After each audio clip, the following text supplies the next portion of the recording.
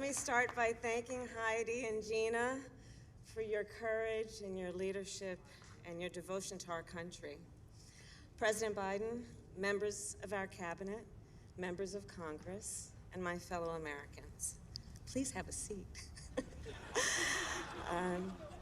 I often reflect on the week of Valentine's Day, 2004, when I had the honor to stand in San Francisco City Hall and perform some of our country's first marriages of same-sex couples.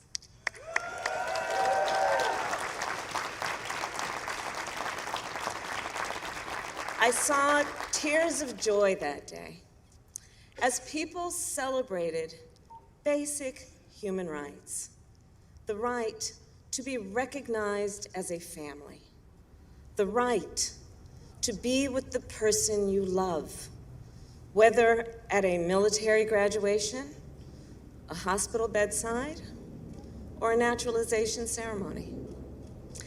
I also think back to June 28th, 2013, when after we won the fight to strike down Proposition 8,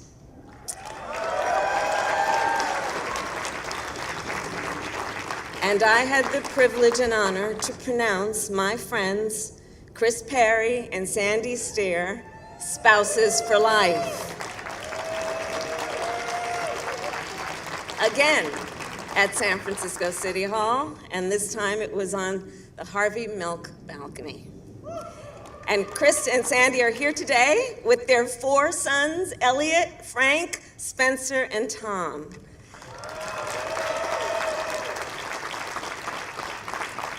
And of course, then, let us think about today, December 13, 2022, a day when, thanks to Democrats and Republicans, we finally protect marriage rights in federal law.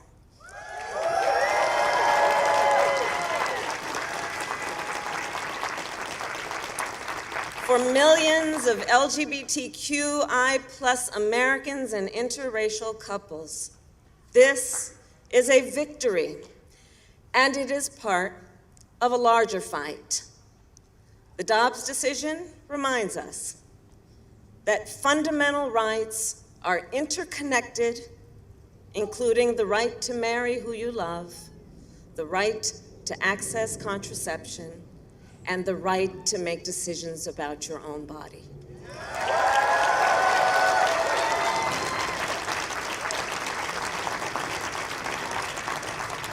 So, to continue to protect fundamental rights, let us continue to stand together, because that is the beauty of the coalition assembled here today, who fight for equality as activists and allies and parents and neighbors and young leaders. And as the great Harvey Milk once said, I quote, "Rights are won only by those who make their voices heard."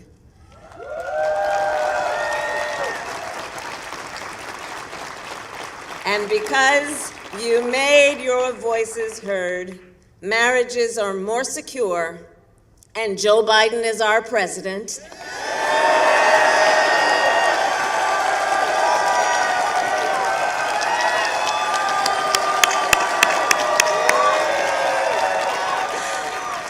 A president who elevated LGBTQI+ leaders to every level of our administration, who fights for the safety and freedom and dignity of all people every single day. And so, with pride, let us welcome the President of the United States, Joe Biden.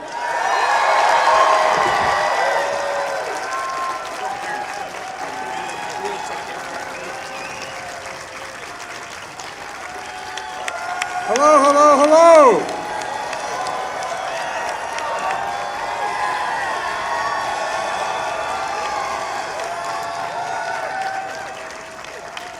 Today's a good day.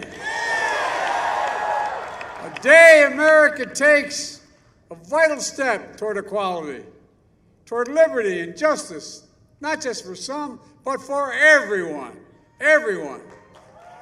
Toward creating a nation where decency, dignity, and love are recognized, honored, and protected.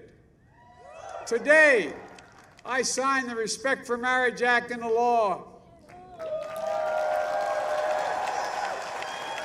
Deciding whether to marry, who to marry, is one of the most profound decisions a person can make. And as I've said before, and some of you might remember, on a certain TV show 10 years ago, I got in trouble. Marriage, I mean this from the bottom of my heart, marriage is a simple proposition. Who do you love? And will you be loyal to that person you love? It's not more complicated than that. And the law recognizes that everyone should have the right to answer those questions for themselves without the government interference.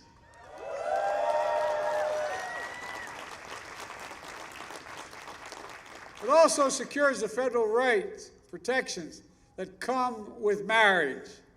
Like when your loved one gets sick and you've legally recognized as a next of kin. For most of our nation's history, we denied interracial couples and same-sex couples from these protections. We failed to treat them with equal dignity and respect. And now, the law requires that interracial marriage and same-sex marriage must be recognized as legal in every state in the nation.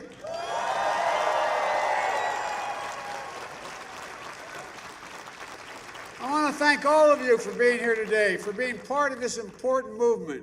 Jill, Kamala, Doug, my cabinet members, including Pete Buttigieg. And a special thanks to our performers, Joy, Sam, and Cindy. Look, you know, and the gay man's choir of Washington, D.C., gay men's marriage choir. And the members of Congress here today, and the Senate, this bipartisan vote simply would not have happened without the leadership and persistence of a real hero, Tammy Baldwin, Senator Tammy Baldwin. And thank you, Susan Collins, who did not rest until this bill got done. And the leaders Schumer, Senators Portman, Sinema, Tillis, Feinstein, Booker. And in the House, this would not have happened, as much wouldn't happen without Nancy Pelosi, the Speaker. Equality and dignity for the LGBT community has always been her North Star. From her first speech on the House floor, pledging to end AIDS and signaling the bill and signing the bill today, all that time span. Madam Speaker, on behalf of all Americans, thank you for this and so much more for your decades of service.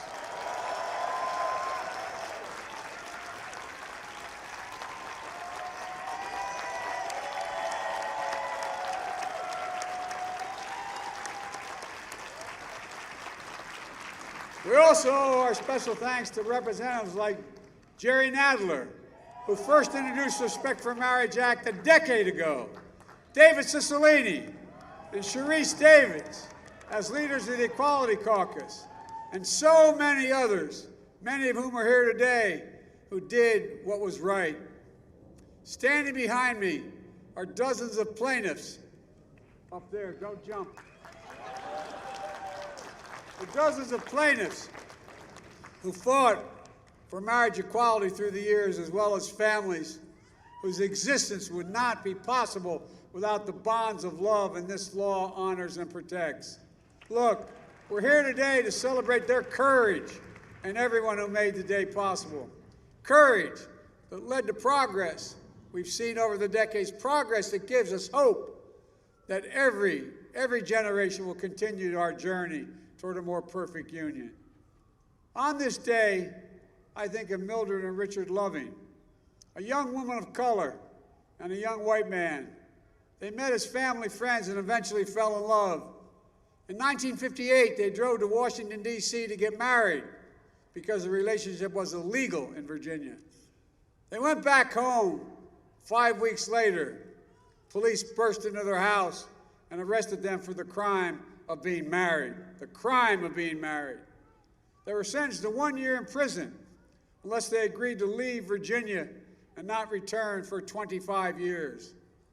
They appealed the sentence, and it wasn't till 9 years later, in 1967, the Supreme Court of the United States ruled unanimously. It declared that laws against interracial marriage were unconstitutional. Today we're joined by one of the lawyers who represented the Lovings and the widow of their other lawyer that took the fight to the highest court because they believed their love should not be criminalized but should be honored and respected.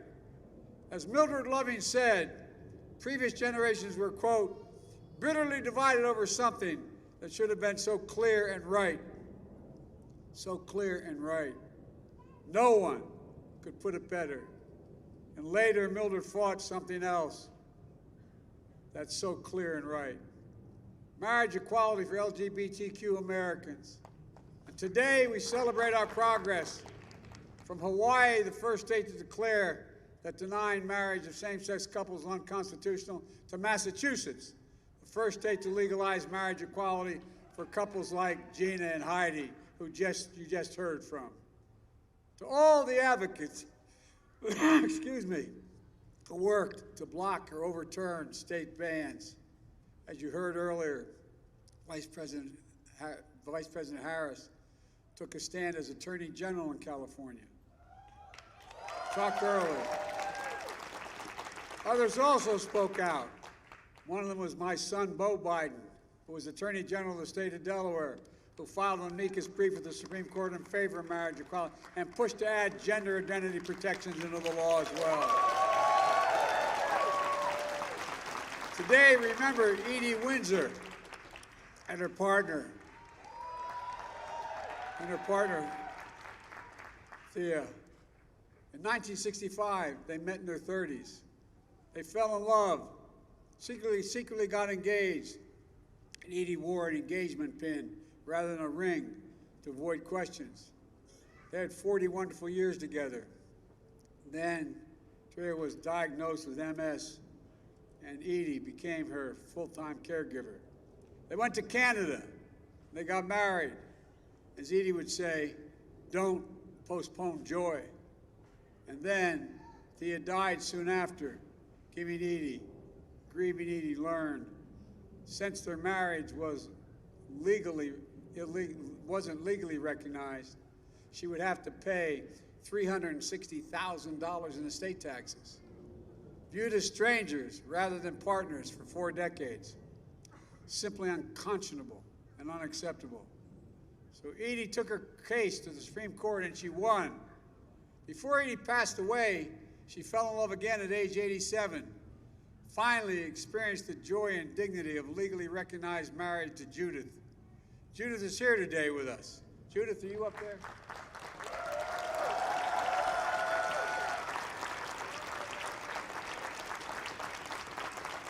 Also here today are many of the 16 plaintiffs in the same-sex marriage case that helped bring us here.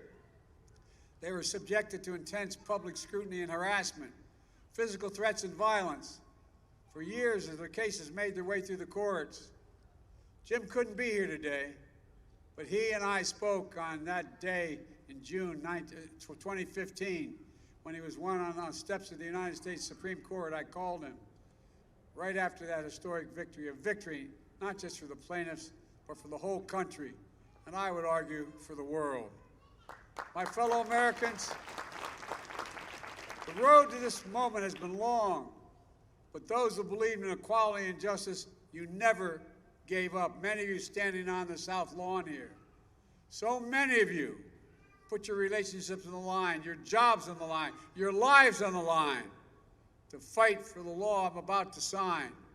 For me and the entire nation, thank you, thank you, thank you.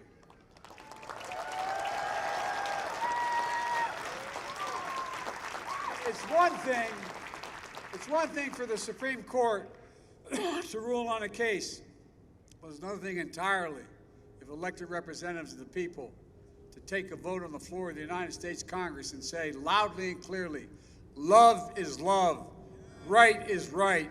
Justice is justice. These things are fundamental things that America thinks matter. So sadly, we must also acknowledge another reason we're here. Congress is acting because an extreme Supreme Court has stripped away the right important to millions of Americans that existed for half a century. The Dobbs decision, the court's extreme conservative majority overturned Roe v. Wade and the right to choose. In his concurring opinion, Justice Thomas went even further, and he wrote the following, quote, "We should reconsider all the court's substantive due process precedents, including Griswold, Lawrence, Obergefell." That means he thinks we should reconsider whether you got the right to access to contraception. And yes, we should reconsider whether you have the right to marry who you love. And that's not only the challenge ahead. When a person can be married in the morning and thrown out of a restaurant for being gay in the afternoon, this is still wrong. Wrong. And that's why the people you heard speak today continue to fight to pass the Equality Act. When hospitals, libraries, and community centers are threatened and intimidated, excuse me, because they support LGBTQ children and families, we have to speak out. We must stop the hate and violence, like we just saw in Colorado Springs, where a place of acceptance and celebration was targeted for violence and terror.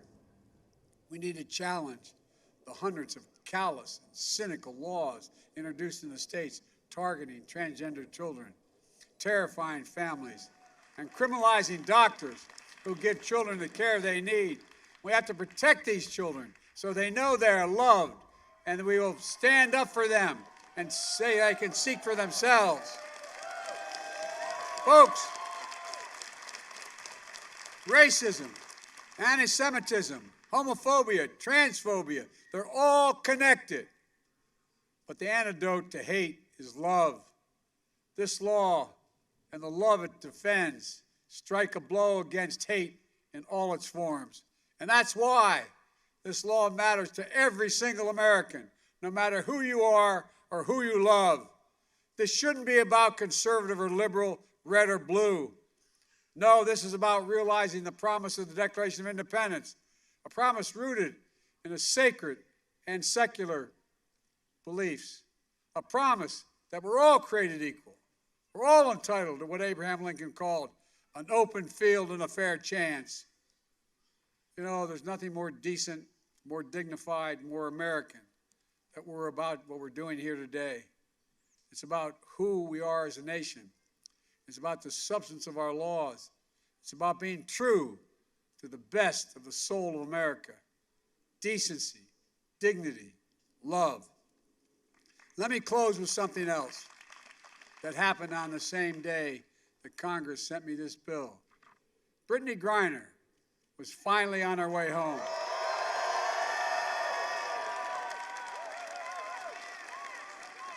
I got to know her incredible wife as we worked to bring Brittany home from her unjust imprisonment in Russia. We were together in the Oval Office, her wife and I. We heard Brittany's voice on the phone when she was freed. And we addressed the nation together. When we did that, Brittany's wife said, quote, "Today, my family is whole. My fellow Americans, that all-consuming, life-altering, love and commitment, that's marriage. Thank you to everyone on the hard-fought victory generations in the making. It's been a long road, but we got it done. We're going to continue the work ahead, I promise you.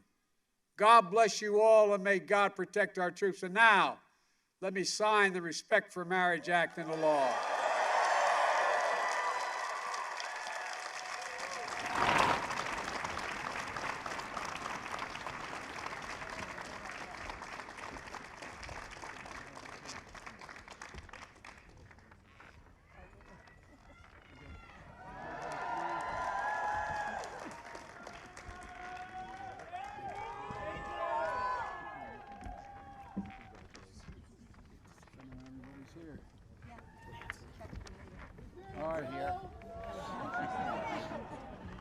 Yes,